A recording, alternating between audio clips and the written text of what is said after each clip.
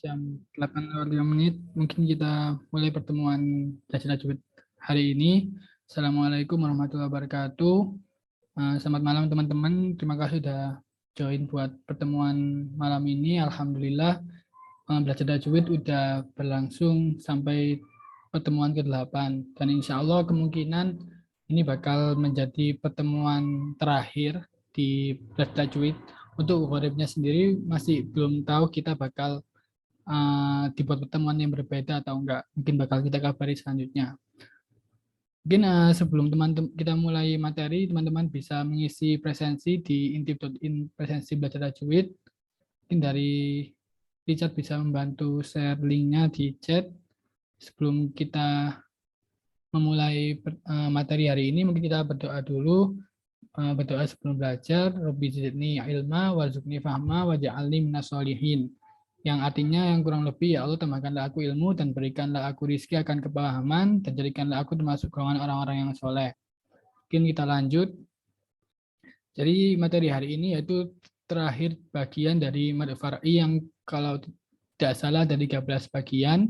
Jadi ini yang bagian-bagian terakhirnya yaitu mad lazim musakul kalimi, mad lazim muhafaf kalimi, mad lazim musbah harfi, mad lazim muhafaf harfi, dan mad farqa. Mungkin kita lanjut. Nah, mumpung ini yang join lumayan ramai, kita jelaskan sedikit definisi-definisi yang menjelaskan kenapa sih kita harus baca tajwid, lalu tajwid itu apa sih? Mungkin kita lanjut.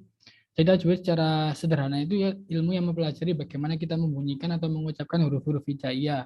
Kalau di ilmu qiraah sendiri itu tajwid berarti mengeluarkan huruf dari tempatnya dengan memberikan sifat-sifat yang dimilikinya.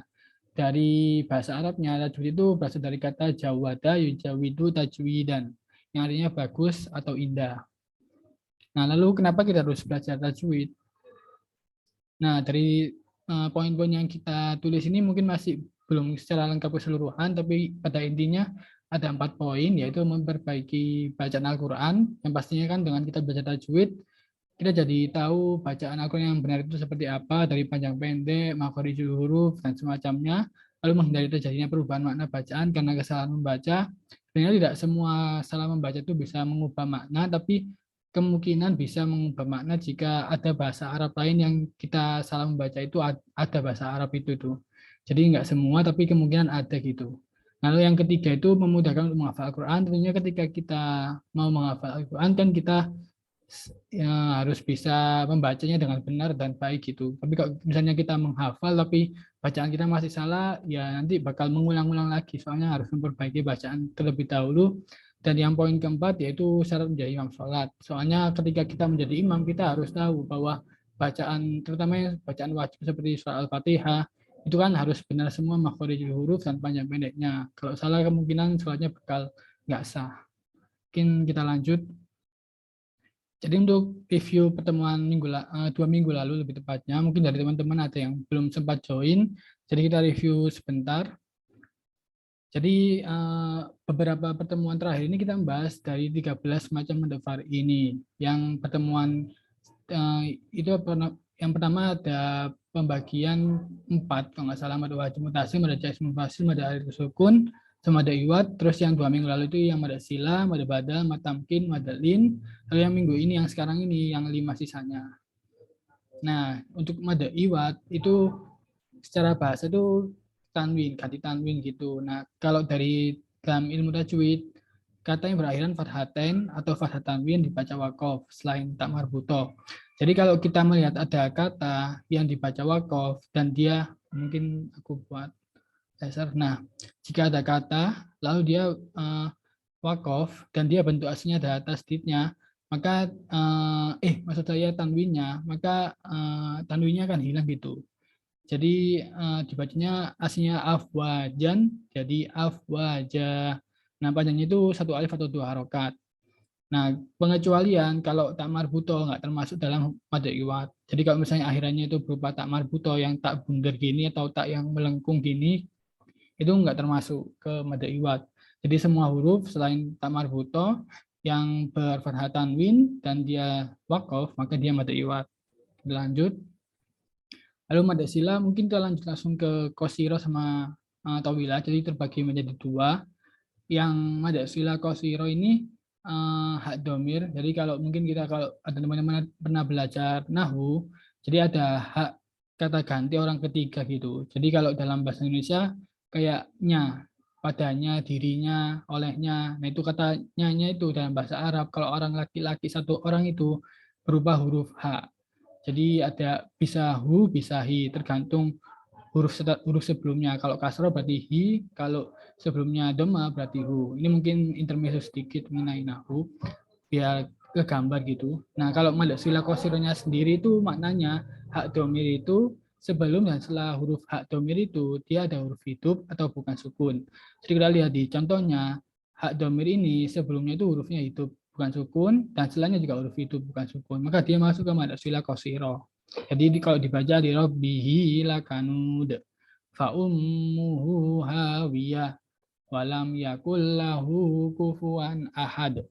Jadi intinya kalau ada hak domir, mungkin teman-teman lebih tahu ya bedain mana hak domir sama hak biasa. Contohnya kayak ini. Ini hak biasa bukan hak domir. Kalau ini baru hak domir. Jadi ya mungkin itu yang jadi suatu apa ya challenge atau tantangan sendiri gitu. Ini apakah hak domir atau bukan?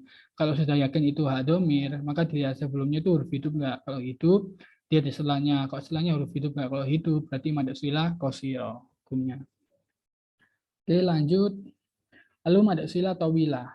Seperti hampir sama kurang lebih kayak kosiro, bedanya dia itu hak domirnya itu terletak di antara dua huruf yang berharokat sama huruf hidup, dan huruf setelah hak domir itu adalah hamzah. Jadi syaratnya ada tambahan satu lagi, setelah hak domir itu hamzah. Jadi sebelumnya ini huruf hidup berarti benar, setelahnya huruf hidup benar, dan setelahnya ini hamzah. Hamzah itu alif yang berharokat. Kalau alif itu dia nggak berharokat, kalau hamzah itu yang berharokat. Jadi kalau ada alif yang berharokat panjang gini atau fathah atau kasrah itu dibilangnya hamzah, bukan alif.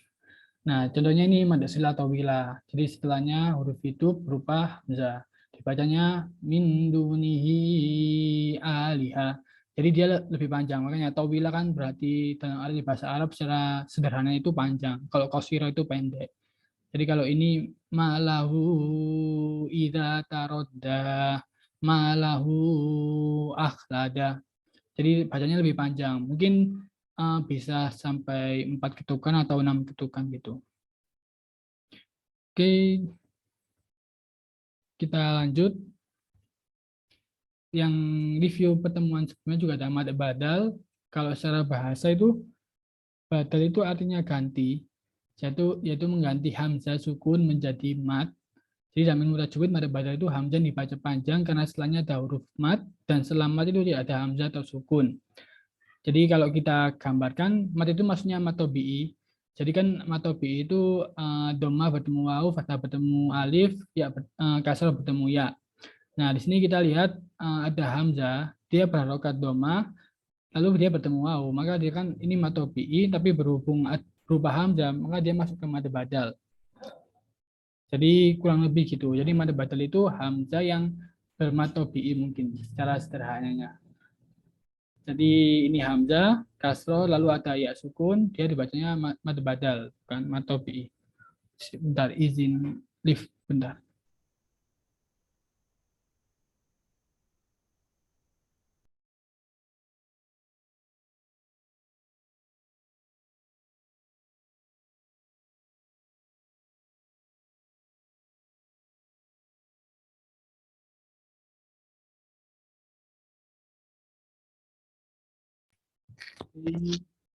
Kita lanjut. Jadi mad badal kurang lebih seperti itu. Mungkin kita lanjut. Lalu yang review pertemuan sebelumnya juga ada mad tamkin. Secara bahasa tamkin adalah menempatkan. Jadi secara definisi bahasanya, kalau dalam ilmu tajwid, mad tamkin itu huruf ya bertasdid dan berharokat kasroh yang bertemu dengan huruf ya sukun. Jadi mungkin ini agak membingungkan, tapi kalau kita lihat di contohnya langsung, jadi ya bertasdid, lalu dia kasroh, dan setelahnya itu ada huruf ya sukun, maka dia masuk ke mad tamkin. Jadi dibacanya illiyina. Nah ini cara membacanya itu lebih ditekan ya. Kalau nggak ada ya sukun, illiyin, jadi gitu. Tapi kalau ada ya sukun, illiyina, jadi ada panjangnya. Hanya satu alif atau dua harokat. Jadi membedakannya itu kan kayak gitu. Kalau dia cuma ya bertasdid sama kasro dan setelahnya nggak ada ya sukun, dia bacanya nggak ada panjangnya gitu, langsung iliin jadi gitu. Tapi kalau misalnya dia setelahnya dayak ya bersukun, maka dia dibaca panjang satu alif atau dua harokat. Mungkin kurang lebih kayak gitu. Lalu ada madlin yang materi dua minggu lalu lumayan banyak. Jadi secara bahasa, lin itu artinya lunak atau lentur. Dalam ilmu tajwid, madlin itu huruf yang berharokat fathah, yang setelahnya ada waw sukun atau ya sukun, dan setelah waw sukun atau ya sukun itu ada huruf hidup yang dibaca wakof. Nah, mungkin agak bingung kalau baca teksnya. Langsung kita lihat di contohnya. Kalau di contoh ini ada huruf berharokat fathah, kemudian setelahnya ada waw sukun, ini. Lalu setelah waw sukun itu ada huruf hidup yang dibaca wakof. Nah, jadi kurang lebih kayak gitu. Kalau dilihat dari contoh langsung, banyaknya bisa 2, 4, atau 6. Ini perbedaan pendapat, terserah dari teman-teman mau berapa panjangnya. Yang penting apa ya, konstan gitu. Jadi kalau misalnya 2 ya 2 terus, kalau 4 ya 4 terus, jangan beda-beda. Biar orang yang mendengarkan juga enak dan kita sendiri juga terbiasanya nggak bingung gitu baca panjangnya. Jadi kalau dicontohkan khauf, syafatain, ainain. Jadi kurang lebih kayak gitu yang Madeline. Mungkin dari review pertemuan 7 tadi ini ada yang mau ditanyakan, sebentar aku share ininya, PPT-nya juga biar teman-teman bisa sambil baca.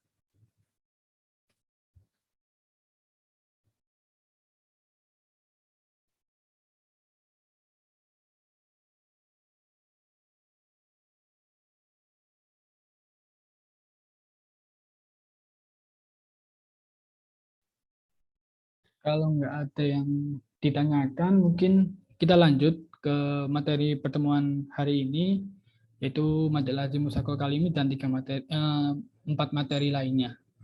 Mungkin langsung kita mulai aja karena keterbatasan waktu. Jadi untuk mad lazim musakol kalimi sendiri itu pengertiannya itu kalau kita lihat secara definisi dulu ya. Kalim ini berasal dari kata kalimah, yaitu artinya kata. Lalu musakol ini berasal dari kata, maksudnya artinya berat. Kalau musakol, jadi kayak sesuatu yang berat. Lalu lazim ini mungkin dari teman-teman yang udah ikuti pertemuan sebelumnya, lazim itu berarti hampir sama kayak harus atau wajib gitu. Nah, jadi kalau dalam ilmu tajwid, hukum ini terjadi ketika mad tabi'i bertemu dengan tasdid dalam satu kata. Jadi kita lihat contohnya langsung aja biar nggak bingung. Jadi ada matobi'i, ini fathah bertemu dengan alif, dia bertemu dengan tasdid setelahnya. Nah ini berarti mad lazim musakol kalimi. Untuk panjangnya sendiri 3 alif atau 6 harokat, jadi panjang yang paling maksimal kalau dalam ilmu tajwid. Kalau aku contohkan mungkin kayak haja. Jadi panjang 6 harokat atau 6 ketukan, lalu ditekan karena ada tasdid, lalu dibaca huruf setelahnya. Jadi nggak langsung haja, nggak gitu, tapi haja, ada ditekannya. Biar menandakan kalau itu setelahnya tasdid, bukan huruf harokat biasa kayak fathah, kasroh, doma. Mungkin kurang lebih mad lazim musakol kalimi kayak gitu. Jadi ini singkat-singkat, nggak terlalu banyak, soalnya nanti kita bakal review materi keseluruhan, bakal panjang. Jadi kurang lebih seperti itu. Mungkin ada teman-teman ada yang mau ditanyain dari majalah di Musakol Kalimi.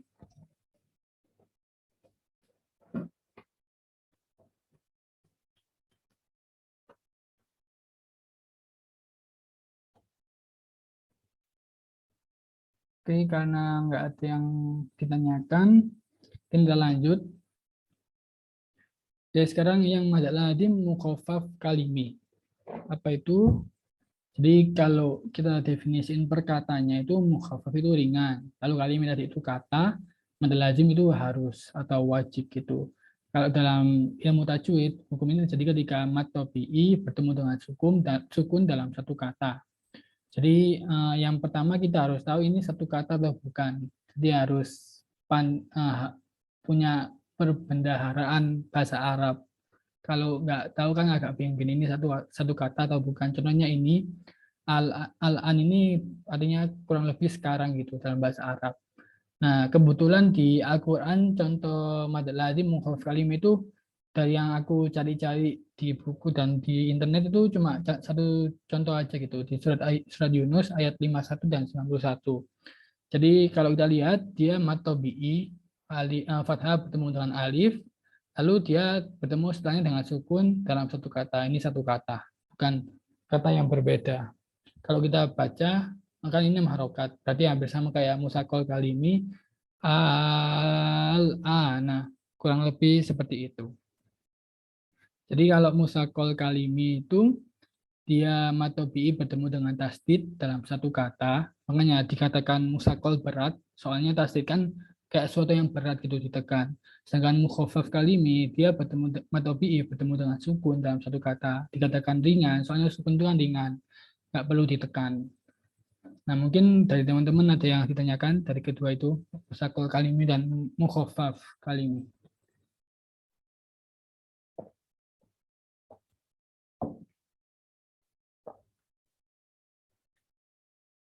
Oke, karena nggak ada, kita lanjut ke materi selanjutnya yang ketiga, yaitu mad lazim musybah harfi, yang artinya huruf yang dibaca panjang 3 alif atau 6 harokat. Jadi mungkin agak membingungkan ya huruf apa ini, kok nggak ada syarat-syaratnya. Yang biasanya kita sebelum-sebelumnya kita tahu ada yang punya syarat harus setelahnya inilah, harus sebelumnya inilah, hurufnya harus gini lah. Tapi ini kok nggak pakai syarat. Soalnya ini khusus di Al-Quran, mungkin teman-teman yang tahu di Al-Quran biasanya ada awal ayat di awal surat maksudku di ayat-ayat pertama gitu ada kayak bacaan alif lam mim. Ada yang nun, kof, sod. Jadi kurang lebih itu dalam ilmu tajwid itu ada hukumnya sendiri gitu. Dia nggak apa ya, bukan asal bacaan. Mungkin artinya kan kita nggak tahu ya, yang kita nggak tahu arti secara maknanya. Tapi kalau dalam ilmu tajwid itu dia ada hukumnya, dinamakan mad lazim musybah harfi. Jadi intinya ada 8 huruf. Dia disebut sebagai huruf muqatta'ah atau huruf hijaiyah yang berada di awal surat dalam Al-Quran. Ada huruf kaf, mim, ain, sin, lam, nun, kof, sod. Biasanya kalau yang paling panjang itu yang kaf, ha, ya, ain, sin, kof. Nah itu harus benar-benar panjang ya, yang ada layarnya itu harus dibaca panjang sampai 6 ketukan 6 harokat. Kalau yang ada apa ya alif apa fathah yang berdiri itu cuma nggak sampai 6 harokat itu. Nah, nanti yang fathah berdiri itu ada hukumnya sendiri. Jadi kurang lebih yang mad lazim musybah harfi ini intinya huruf yang ada di awal surat yang biasanya dibaca panjang yang ada layarnya itu. Itu pasti mad lazim musybah harfi. Mungkin ada yang ditanyakan dari ini.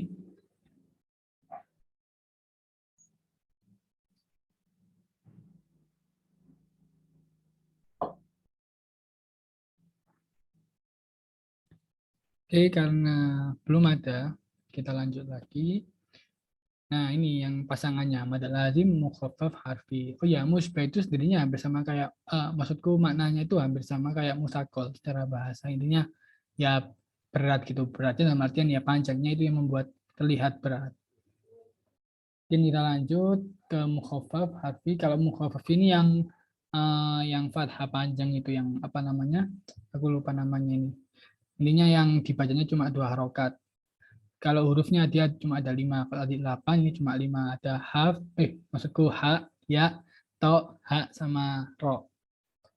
Kalau di contohnya to, si, toha, yasin, hamim. Jadi yang ini mukhaffaf harfi, mad lazim mukhaffaf harfi, yang ini mad lazim musybah harfi. Mukhaffaf, musybah, mukhaffaf, mukhaffaf, mukhaffaf, musybah. Mungkin kurang lebih kayak gitu. Ada yang ditanyakan mungkin dari yang mukhaffaf harfi sama musybah harfi.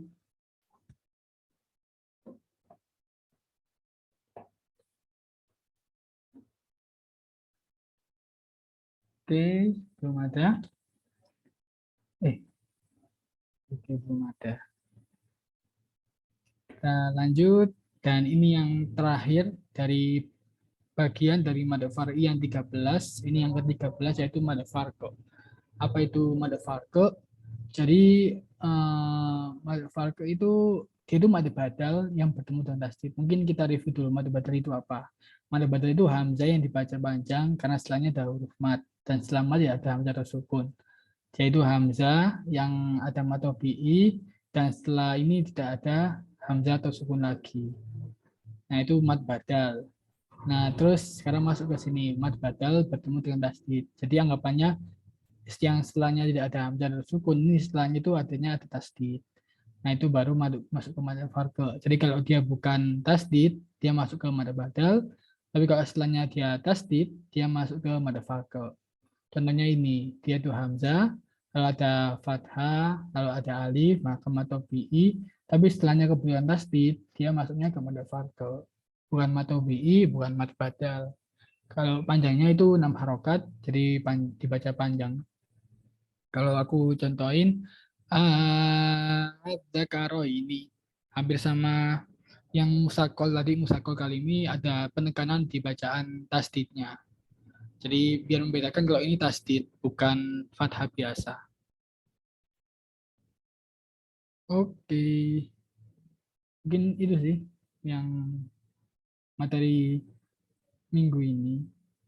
Mungkin dari teman-teman ada yang mau ditanyakan dari mad lazim mustaqil kalimi, mad lazim mukhaffaf kalimi, mad lazim musbah harfi, mad lazim mukhaffaf harfi, dan mad farqa. Sebelum kita review semua materi selama 8 pertemuan.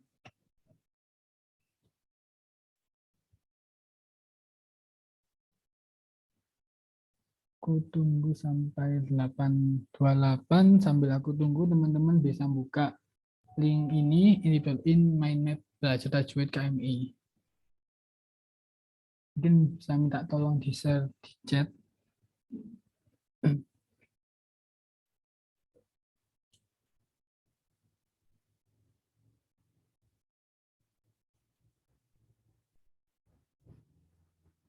Aku tunggu sampai 8.28 sebelum kita review materi.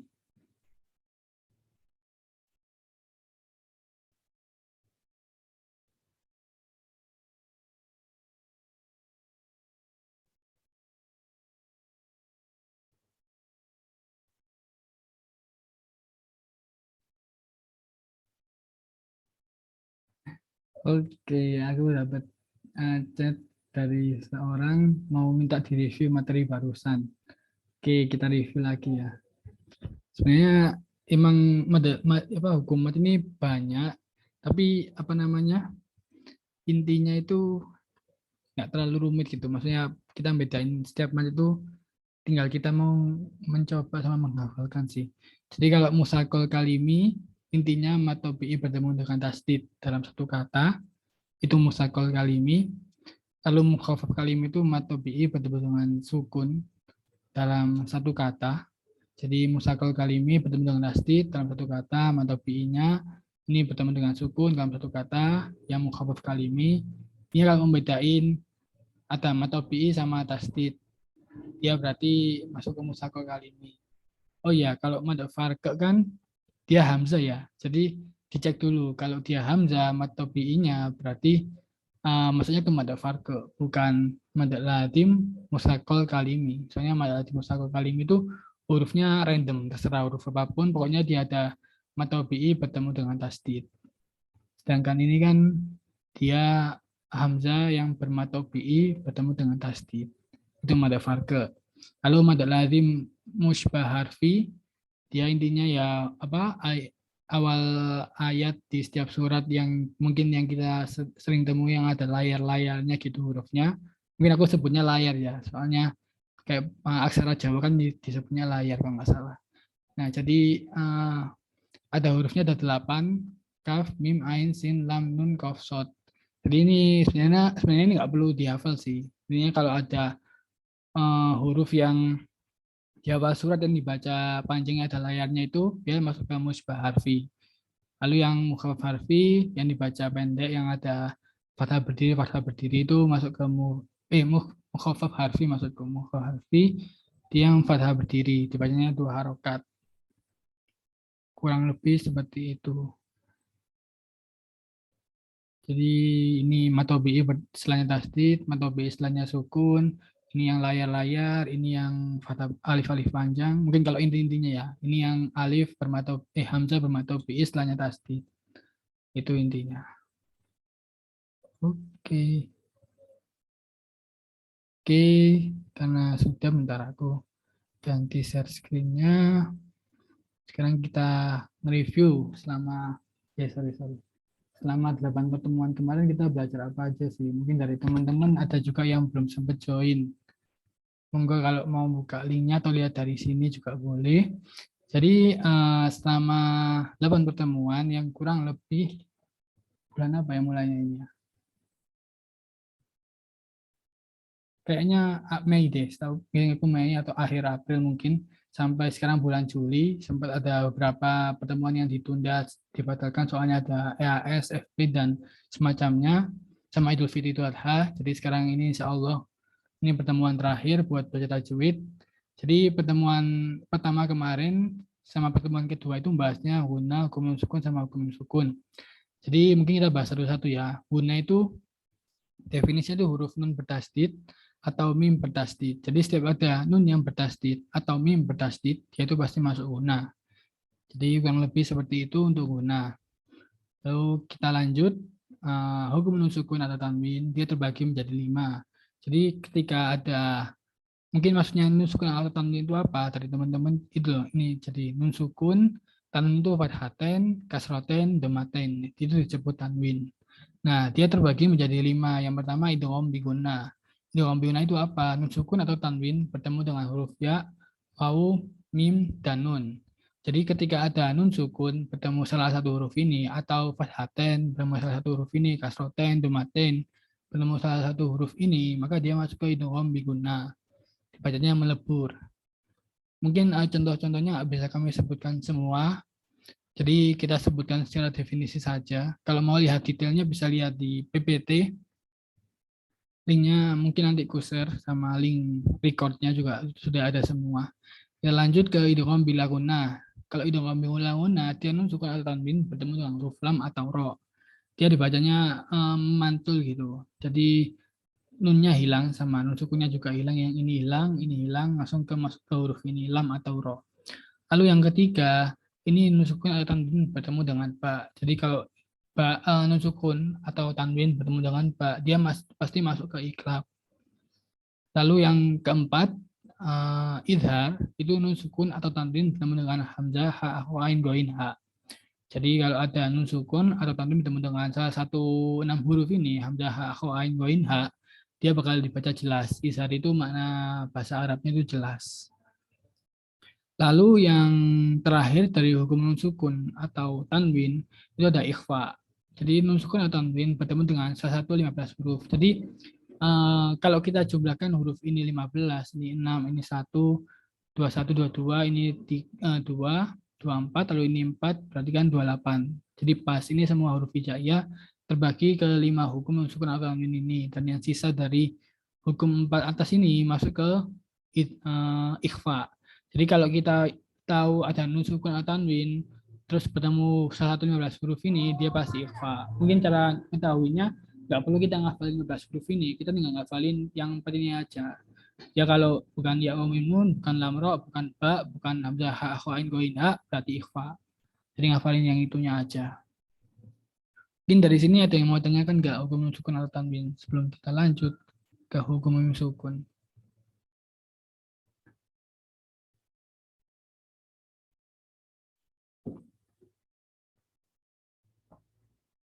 Oke, karena belum ada yang tanyakan, kita lanjut.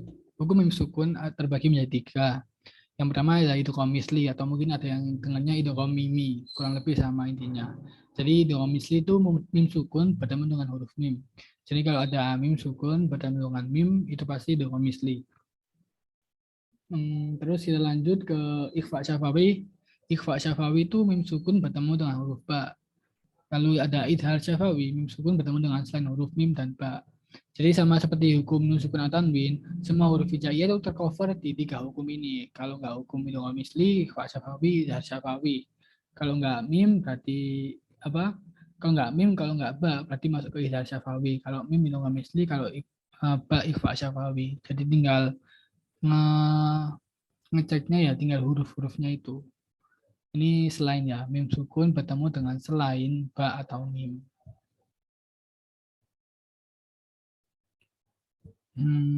Ada yang mau tanyakan nggak? Dari hukum mim sukun, guna,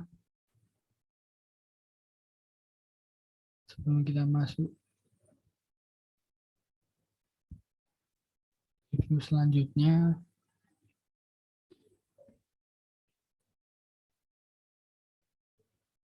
Oke, karena nggak ada ya, belum ada. Kita lanjut. Jadi ada idgham mutamatsil, mutajanisin, dan mutaqariban. Ini apa ya? Materi dari siar sendiri ini masih belum dipastikan 100% benar ya. Maksudku ada banyak perbedaan pendapat di contoh-contoh idgham mutamatsil, mutajanisin, dan mutaqariban. Jadi ada yang dibilang ini masuk ke mutaqariban, ada yang bilang ini masuk ke mutajanisin. Jadi aku nyebutnya ini belum tentu belum tentu pasti benar gitu, ada pendapat yang lain. Kan nggak harus maksudku itu semua pendapat itu benar, tapi intinya ini dia hukumnya ini nggak ada yang berbeda, cuma beda penamaan aja, intinya gitu. Mungkin aku langsung sebut aja masalah perbedaan pendapat kita bahas di lain tempat aja. Jadi, oh ya, intermezzo juga. Jadi perbedaan pendapat itu nggak hanya di fikih saja, bahkan di bahasa Arab tajwid, cara ngomong bahasa Arab aja ada perbedaan pendapat. Itu hebatnya ilmu-ilmu di agama Islam atau ilmu bahasa Arab. Yang kita lanjut, dan antar perbedaan pendapat itu nggak saling menyalahkan. Kita lanjut, idgham mutamatsilin yaitu meluburnya huruf sukun ke huruf berikutnya. Yang mana huruf sukun dan huruf berikutnya sama makhraj dan sifatnya. Jadi intinya mutamatsil itu ada kaf sukun, ada huruf sukun, dia melebur ke huruf berikutnya, yaitu ada kaf yang bertasdid. Intinya sebenarnya ini nggak harus bertasdid sih. Cuma nanti di contohnya itu kemungkinan setauku hampir semua itu kalau hurufnya sama gini bakal selanjutnya bertasdid gitu. Ini kalau ada huruf kaf sukun, setelahnya ada kaf, berarti idgham mutamatsilin. Dal sukun, setelahnya ada huruf dal lagi, mutamatsilin, dan huruf-huruf hijaiyah lainnya semuanya termasuk. Ini cuma masih contoh sebagai perwakilan saja. Lalu lanjut ke mutajanisain, meleburnya huruf sukun ke huruf berikutnya, yang mana huruf sukun dan huruf berikutnya itu sama makhrajnya, tapi berbeda sifat. Kalau ini kan dia hurufnya sama sifatnya sama ya. Soalnya kan hurufnya benar-benar identik ya, bukan berbeda. Jadi pasti makhraj dan sifatnya sama. Kalau ini dia hurufnya nggak sama, nggak identik, tapi dia itu tempat makhraj atau keluarnya huruf ini ketika kita mengucapkan di dalam mulut itu sama tempat keluarnya, tapi sifatnya yang berbeda. Jadi huruf mungkin ini perbedaannya kok mutamatsilin dia semua huruf hijaiyah termasuk, kalau mutajanisin itu dia cuma beberapa case saja, beberapa contoh saja, nggak semua huruf hijaiyah termasuk. Nah ini yang berbeda pendapatnya, ada pendapat lain yang menambahkan huruf-huruf yang lain, ada yang mengurangi. Nah itu yang berbeda pendapat yang aku maksud. Nah kalau yang aku sebut di sini ada huruf tak sukun bertemu to, tak sukun bertemu tak sukun bertemu dal, dan kebalikannya, dan juga lam sukun bertemu ro, lalu dal sukun bertemu zo. Kalau kita ucapkan dari mulut, tak sama to, dia makhrajnya sama. Kurang lebih di dekatnya gigi depan sama lidahnya agak naik. Lalu tak sama dal juga hampir sama, lam sama ro juga sama, hampir sama. Maksudku sama makhrajnya, tapi sifatnya yang berbeda.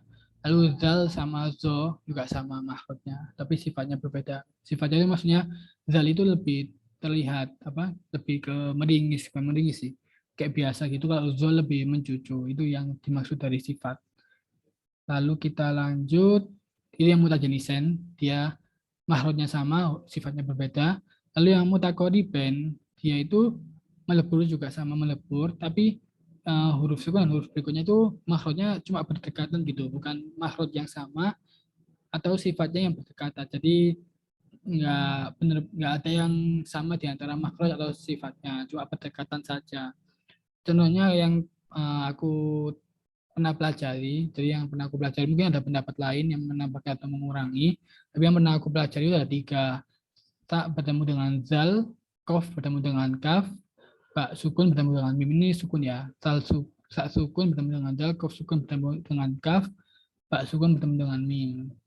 Jadi kurang lebih itu yang mutamassilin itu ininya hurufnya sama, makhraj sifatnya ya pasti sama, mutajanisen makhrajnya yang sama tapi sifatnya berbeda. Kalau mutakoriben dia makhraj atau sifatnya yang berdekatan, jadi nggak ada yang sama tapi berdekatan. Mungkin kurang lebih kayak gitu. Ada yang mau tanyakan nggak dari tiga ini dulu? Aku izin sambil minum.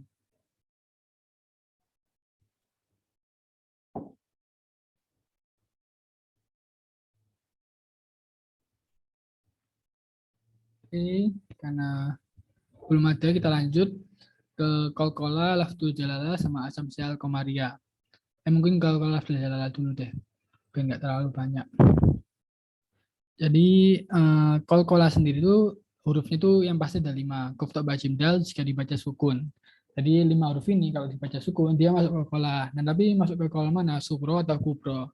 Nah yang sugro itu definisinya kolkola yang matinya asli atau bentuk aslinya memang sudah sukun gitu. Contohnya abasodi. Jadi dia itu emang baknya ini dari bentuk bahasa Arabnya atau kosakatanya itu emang sukun gitu, bukan sukun karena penyebab huruf sebelumnya atau huruf setelahnya atau kondisi-kondisi yang lain gitu. Jadi ini masuk ke suro. Kalau kubro, dia itu matinya disebabkan hal lain. Contohnya itu wakof atau berhenti. Jadi kalau kita misalnya baca wakof, contoh ini wawalidiu wama walad. Nah itu bakal jadi kalkula kubro, apa dalnya. Dia kan termasuk ke huruf kalkula. Lalu ketika kita baca wakof, dia bakal menjadi kalkula kubro. Nah, cara membacanya itu dipantul, ada be-nya gitu. Kalau kalau ba jadi abe, sorry. Kalau dal walad. Jadi ada kayak pantulannya. Enggak apa? Enggak kita cuma baca sorry itu bukan walad, bukan gitu. Se aku yang pernah diajari biar membedakan ini dia huruf kokol atau bukan, itu ada pantulannya. Tapi dari teman-teman kalau misalnya belum terbiasa juga nggak apa-apa. Tapi semakin kita menyempurnakan bacaan kita, semakin kita apa ya masa terbantu dan membantu orang lain juga yang mendengarkan. Soalnya kan orang kalau mendengarkan bahasa Arabnya benar itu juga terlihat enak gitu. Kita lanjut ke lafadz Allah. Jadi kalau itu sederhananya gitu ada sukro, kubro. Sukro itu asli sukun, jadi dari bentuk sananya udah asli sukun. Kalau kubro dia sukunnya karena wakof atau hal-hal yang lain. Kalau yang lainnya mungkin ya kita berhenti karena nggak kuat gitu. Itu termasuk nanti bakal jadi kokola kubro. Lalu lanjut ke lafadz Allah atau lafzul jalalah. Dia terbagi menjadi dua juga, ada tafkhim sama tarkik. Intinya kalau sebelum lafadz Allah ada fathah atau dhamma dia ke tafkhim. Kalau sebelum lafadz Allah ada kasroh dia ke tarkik. Intinya kayak gitu. Kalau kita lihat contohnya wallahu kayak gitu. Wallahi billah. Kalau billahi termasuk ke tarkik. Bismillahi. Membedakannya kalau tafkhim itu Allahnya itu lebih kayak mengumpul gitu di mulut. Kalau tarkik dia lebih ringan. Bismillahi. Lamnya itu lam Allahnya itu lebih ringan gitu. Nah, kurang lebih yang lafzul jalalah sama qalqalah kayak gitu. Mungkin dari teman-teman ada yang mau ditanyakan?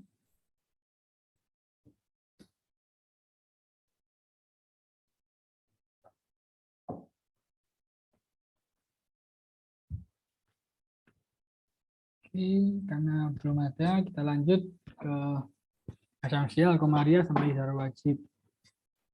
Nah, asamsia itu intinya kalau kita lihat definisi mungkin intinya huruf lam jadi dibaca lebur dan itu karena ada huruf samsia dibacanya itu bertasdid gitu. Sorry, huruf lam tidak dibaca maksudku, tidak dibaca jadi dileburkan dan huruf samsianya itu setelah lam itu dibaca tasdid.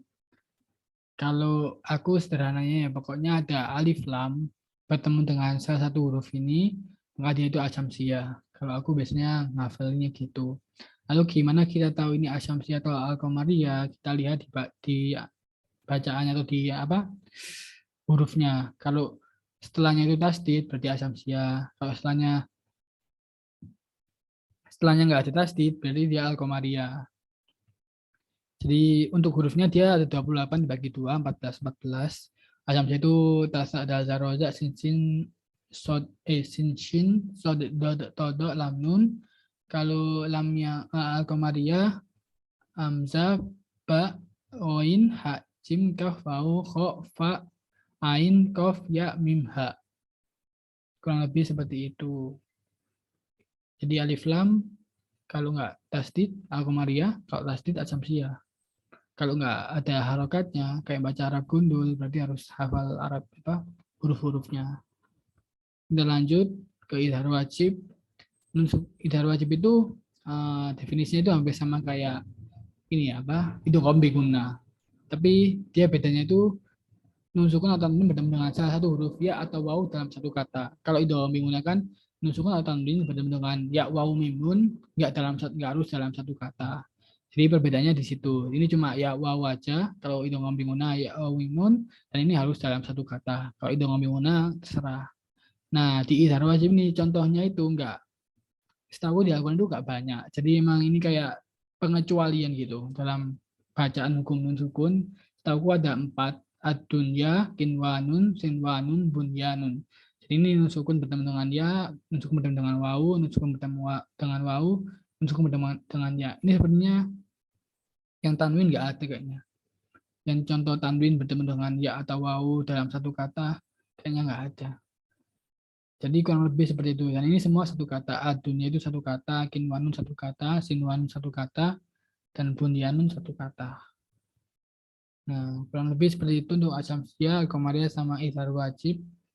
Apakah ada yang ditanyakan? Sebelum kita masuk ke hukum ro. Hukum ro ini lumayan banyak dan susah.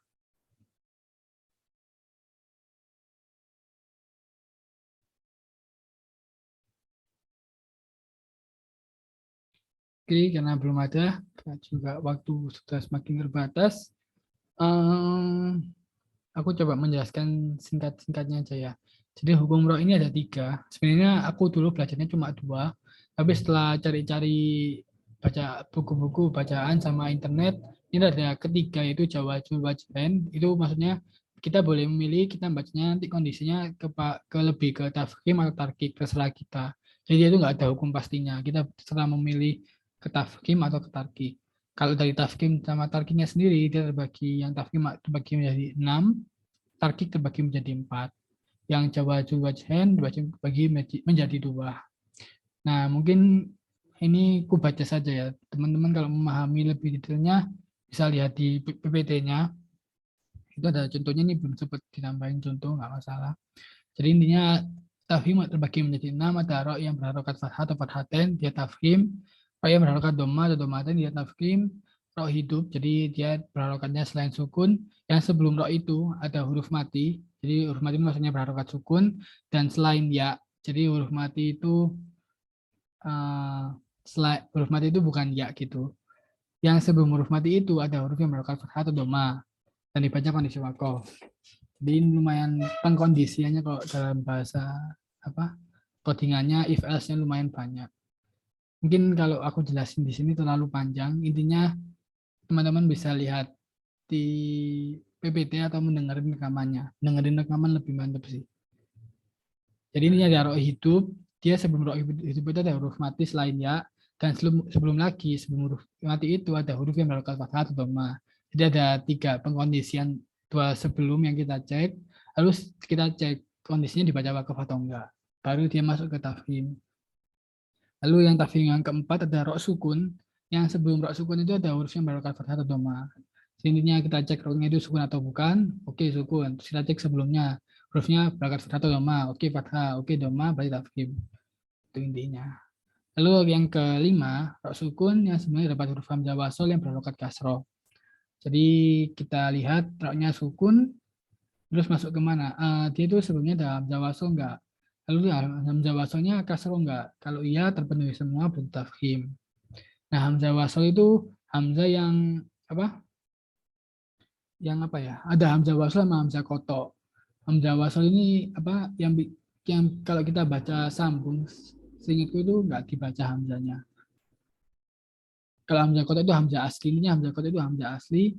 Hamzah wasal itu hamzah yang mungkin aku agak lupa, intinya hamzah qat'iyah yang hamzah asli itu. Kalau hamzah wasal aku lupa hamzah yang apa. Oke, lanjut yang raffimen terakhir, rok sukun yang sebelumnya ada huruf isti'la yang berharokat kasroh. Huruf isti'la ini ada 7 kalau nggak salah, mungkin detailnya bisa dilihat di PPT. Jadi awal ada huruf sukun yang sebelumnya ada salah satu huruf isti'la yang berharokat kasroh, dia masuk ke tafkhim. Lalu tarkik itu rok yang kasroh atau kasroten, dia pasti tarkik. Kalau ini kan fathah, doma, domaten. Kalau ini yang kasroh, kasroten. Lalu yang berharokat sukun yang sebelumnya ada huruf berharokat kasroh. Roknya sukun dan sebelumnya itu ada huruf kasroh, dia tarkik. Lalu rok hidup, selain maksudnya harokatnya selain sukun, yang sebelum rok hidup itu ada ya sukun dan kondisinya wakof, dia dibaca tarkik. Maksudnya dibaca tarkik ini gimana? Mungkin kalau kita contohkan yang ini ya, yang fathah sama dhamma sama yang kasroh. Kan kalau roh sama ru kan hampir sama, ada mencucu-mencucunya ya, walaupun nggak terlalu mencucu itu. Nah kalau yang kasroh kan dia lebih ke agak meringis. Nah kurang lebih itu kayak gitu. Hampir sama kayak lafzul jalalah. Lafzul jalalah wallahu sama billah itu, wallahu lebih agak mencucu, sedangkan billahi lebih agak meringis. Ini juga hampir sama, tafkhim sama tarkik. Tafkhim yang roh ini roknya lebih agak mencucu, walaupun nggak semua kondisi ini bakal kita bacanya agak mencucu gitu, tapi kebanyakan biasanya itu agak mencucu dibacanya. Kalau yang tarkik kebanyakan agak meringis. Kalau ingin lebih tepatnya ya kita nggak hafalin kondisi-kondisi ininya, bukan bukan kita ngecek bacaan kita pas mencucu atau meringis, baru kita tentuin tafkhim atau tarkik, bukan gitu. Lebih tepatnya ya kita tahu ini, oh ini rok kasro, oh ini rok doma, oh ini rok fathah, berarti tafkhim. Kalau rok kasro tarkik. Jadi kurang lebih seperti itu. Oke, kita lanjut ke yang ketiga ya. Oh yang keempat. Oh yang keempat sudah ya. Roh hidup, yaitu sebelumnya ada huruf mati, dan huruf matinya selain ya sukun, dan sebelumnya lagi huruf mati itu, sebelum huruf mati itu ada huruf yang berharokat kasroh dan dibaca kondisi wakof. Kurang lebih seperti itu yang tarkik. Kalau ada wajib-wajiban, ini kita terserah membaca tafkhim atau tarkik, nggak di apa, terserah kitanya, nggak ada yang menentukan gitu. Kalau yang wajib-wajiban ada dua. Yang pertama rok sukun yang sebenarnya ada huruf berharokat kasroh, dan setelahnya dapat huruf isti'la berharokat kasroh. Jadi ngeceknya depan belakang. Sebelumnya itu, sebelum rok itu ada kasroh, setelahnya ada huruf istilah kasroh juga. Kalau sebelumnya nggak harus huruf istilah. Lalu yang kedua, rok itu yang dibaca wakof, yang sebelumnya itu ada huruf istilah yang berharokat sukun, dan sebelumnya lagi yang sebelum huruf istilah itu ada huruf yang berharokat kasroh. Nah, kurang lebih seperti itu yang hukum rok. Mungkin emang agak membingungkan kalau tekstual, terus lihat contoh. Ini teman-teman ada yang mau ditanyakan nggak?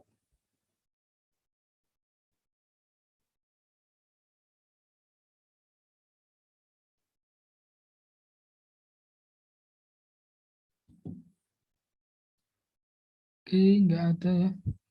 Belum ada dari teman-teman. Lanjut ke bagian terakhir, yaitu hukum mat. Ini ada 13 sama ada satu yang matobi. Jadi untuk matobi sendiri itu definisinya itu mat biasa atau mat asli atau mat yang terjadi apabila ada alif. Mungkin kalau dilihat contohnya fathah bertemu dengan alif, kasrah bertemu dengan ya, dhamma bertemu dengan waw. Itu pasti matobi. Jadi kurang lebih intinya gitulah. Pokoknya fathah bertemu alif, matobi, kasrah bertemu dengan ya, matobi, dhamma bertemu dengan waw, matobi. Lalu kita lanjut ke mad far'i yang ada 13. Yang pertama wajib mutasil. Itu mungkin matobi ini harus benar-benar nempel ya. Soalnya mad far'i ini bakal sering nggak semua, tapi bakal sering pakai definisi matobi buat mendefinisikan hukumnya gitu. Kita lanjut ke mad wajib mutasil, yaitu mad tobi'i yang bertemu dengan hamzah dalam satu kata. Contohnya ini. Fathah bertemu dengan alif, mad tobi'i. Karena setelahnya ada hamzah, berarti dia masuk ke mad wajib mutasil. Dibacanya panjang 6 harokat.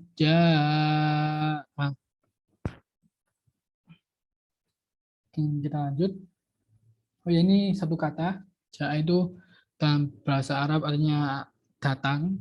Kalau ini fi'il apa? Fi'il madi, lampau. Ini kita lanjut. Mad jaiz munfasil. Mad jaiz munfasil itu mad tabi'i yang bertemu dengan hamzah yang berbeda kata. Jadi saudaranya mad wajib mutasil. Kalau ini mad jaiz munfasil ini berbeda kata. Jadi contohnya nih agna. Ini ada fathah bertemu dengan alif, dia mad tabi'i, lalu setelahnya ada hamzah dan dia berbeda kata. Ma ini berdiri sendiri, agna berdiri sendiri. Jadi dia mad jaiz munfasil, bukan mad wajib mutasil. Jadi kurang lebih intinya gitu, pasangannya ini sama ini. Kalau mau mudah hafalnya, aku biasanya gitu sih, aku pasangin. Nama hukumnya juga hampir sama. Wajib berarti wajib itu ya wajib atau diharuskan. Mutasil itu tersambung, ya tersambung soalnya satu kata. Kalau mufasil itu terpisah, definisi bahasa Arabnya, soalnya berbeda kata. Jaiz itu maknanya boleh. Mungkin ini boleh, maksudnya ada pendapat lain yang mengatakan nggak harus 6 harokat panjangnya, bisa lebih, bisa kurang. Mungkin definisi bolehnya seperti itu. Oke, lanjut ke mad arid li sukun. Dia mad tabi'i bertemu huruf hidup dibaca wakof. Jadi ini mad tabi'i kan kasroh bertemu dengan ya sukun. Karena berhubung dia dibaca wakof, dia masuknya ke mad arid li sukun, bukan ke mad tabi'i lagi. Jadi kalau kita nemu mad tabi'i tapi dibaca wakof, berarti masuk ke mad arid li sukun. Oke, kita lanjut ke yang keempat. Ini ada mad iwad, yaitu kata yang berakhiran fathatain. Ini mungkin barusan kita review. Jadi berakhiran fathatain atau fathah tanwin yang dibaca wakof selain tak marbuto. Ini yang pertemuan 7 kemarin. Jadi dia berakhiran fathatain dibaca wakof. Itu mad iwad. Selain hurufnya selain tak marbuto. Lalu mad sila kosiro yang hak domir yang sebelum dan setelahnya huruf hidup. Itu mad silah qasira. Lalu mad silah tawila yaitu hak domir juga yang sebelumnya huruf hidup dan setelahnya juga huruf hidup tapi huruf hidupnya itu hamzah. Itu mad silah tawila. Lalu kita lanjut ke mad badal. Mad badal ya ini hamzah yang dibaca panjang karena setelahnya ada huruf mad dan selamanya ada hamzah atau sukun. Jadi ya hamzah ini terus dia mad tabi'i, maksudnya huruf mad itu ya mad tabi'i itu, dan selama tidak ada hamzah atau sukun. Jadi selama tidak ada hamzah atau sukun, dia masuk ke mad badal. Lalu ada mad tamkin. Mad tamkin yaitu ya bertasdid dan berharokat kasroh yang bertemu dengan huruf ya sukun. Jadi ya ini ya bertasdid, kasroh bertemu dengan ya sukun, dia masuk ke mad tamkin. Terus lanjut ke mad lin, huruf yang berharokat fathah, yang setelahnya ada waw sukun atau ya sukun, dan setelahnya ada huruf hidup dibaca wakof, itu masuk ke mad lin. Sebentar.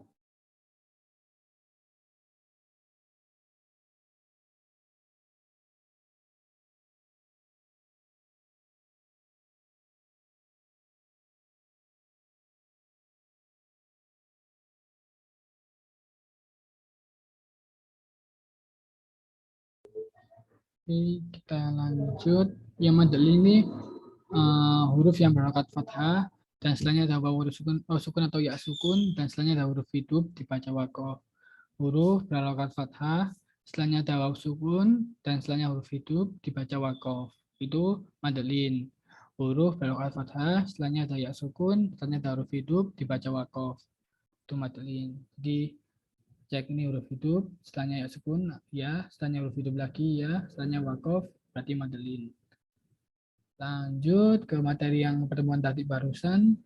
Ini yang apa? Mad tabi'i bertemu dengan tasdid dalam satu kata. Lalu ada mad tabi'i bertemu dengan sukun dalam satu kata. Jadi mad lazim mustaqil kalimi itu mad tabi'i bertemu dengan tasdid dalam satu kata. Kalau mad lazim mukhaffaf kalimi dia bertemu dengan sukun dalam satu kata. Yang pasti keduanya harus dalam satu kata. Itu yang pasti. Jadi kata al-an ini sama haja ini satu kata semua. Sawaf.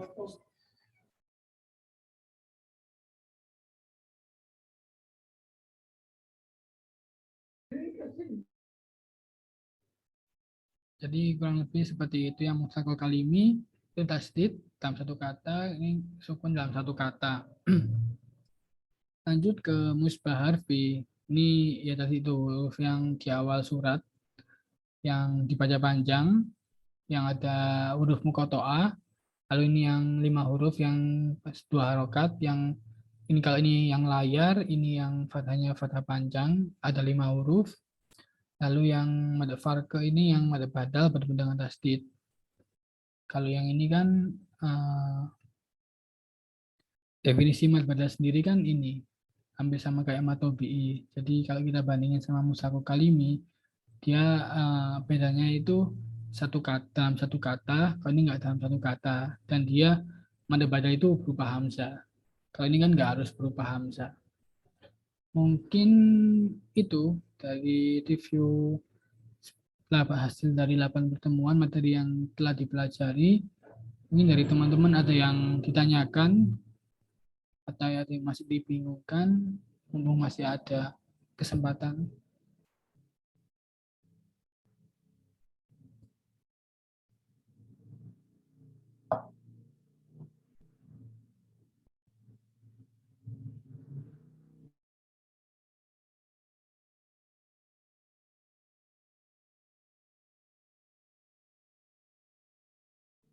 Oke, silakan Adik mungkin. Izin bertanya Mas, Monggo, monggo. cara bedain baca kol-kolah subro sama kubro itu gimana? Oke, mungkin langsung aku jawab. Makasih Adib. Jadi kalau perbedaannya, setahuku bacaannya tuh sama ya. Intinya dia memantul, dia nggak ada panjang pendeknya kayak satu alif atau dua alif gitu, nggak ada. Intinya kalau yang sughra itu absori, kalau ini wawalidiu wama walad. Jadi langsung nggak pakai ada kayak walad, ada gitunya. Intinya dia sama, dibacanya itu langsung ke memantulnya, nggak ada panjang pendek kayak dua ketukan atau satu alif gitu, nggak ada. Mungkin apa menjawab Adib? Terima kasih Mas sudah menjawab.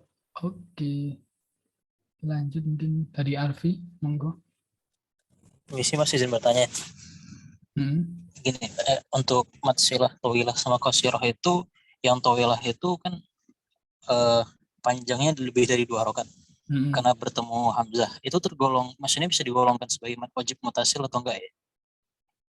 Karena di lebih dari 2 harokatnya berbatasnya apakah sampai 5 kayak mad wajib gitu. Terima kasih. Oke, jadi matsilah tawilah sendiri kalau yang dulu aku pelajari itu 6 harokat sih sebenarnya, tapi setelah aku baca-baca ada yang pendapat nggak harus 6 harokat gitu. Terserah dari kitanya mampunya seberapa, yang penting yaitu konsistennya itu. Nah, terus yang mad wajib mutasil, ya mungkin kita lihat hampir sama ya. Mad tabi'i bertemu dengan, ini kan mad tabi'i. Tapi yang ini bukan, dia bukan mad tabi'i, dia itu hak domir. Nah, hak domirnya dia ini syaratnya nggak harus berupa mad tabi'i. Kalau kita lihat kan, dia ini kasrohnya nggak ada ya-nya kan. Kan kalau mad tabi'i kasroh setelahnya harus ada ya sukun. Nah, dia nggak masuk ke mad tabi'i. Nah, dia cuma samanya, dia kebetulan dibaca panjang, ada layarnya, dan setelahnya ada hamzah. Tapi secara penyebab hukumnya dia berbeda. Kalau ini penyebabnya dia karena ada hak domir, kalau yang ini penyebabnya karena dia matobi'i bertemu dengan hamzah dalam satu kata. Kalau yang ini beda kata. Yes. Yang ini beda kata. Nah, mungkin dari Alfi mungkin apa udah menjawab? Sudah menjawab Mas, terima kasih. Oke, sama-sama. Mungkin dari teman-teman yang lain ada yang mau ditanyakan? Yang masih bingung kesempatan. Belum tentu bakal ada kesempatan gini lagi.